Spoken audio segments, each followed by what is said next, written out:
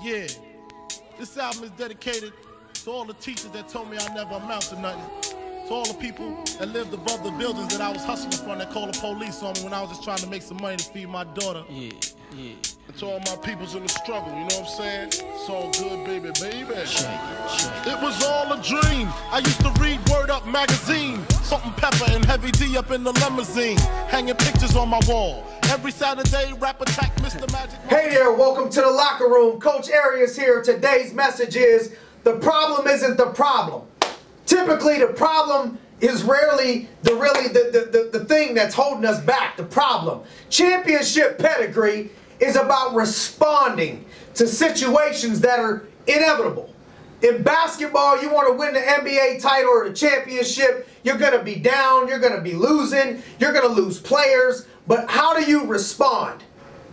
A couple years back, Ohio State won the national championship in football. I was blessed to be there, watching everything happen, watching everything go down. As a heavy underdog after losing their top two quarterbacks, first-string quarterback, season-ending injury. Second-string quarterback, J.T. Barrett, comes down after filling in for Braxton Miller, does a phenomenal job, only for him to end up out of the game, out of the situation. So in comes Cardale Jones, third-string quarterback, and now it's crunch time, playoff time, playing one of the all-time greatest teams in college football history with one of the greatest coaches in college football history in Nick Saban in Alabama, and they come out victorious. As an underdog against Oregon, they come out victorious with a third-string quarterback. That's pretty much not even possible in the world. Most people, you lose one quarterback and it's lights out for the rest of your season.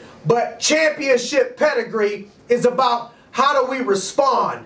The problem isn't the problem is how we respond. So our kids have bad grades, something happens. What's the parent's response? Is this going to be okay? While the kids are trying to improve, what's the game plan? And what is going to be our response? Because if it stays the same, nothing changes. You can't just focus on the problem though, you have to focus on the response. So let's work on our response to these challenges. After living on earth any amount of time, it's easy to see that life hits hard.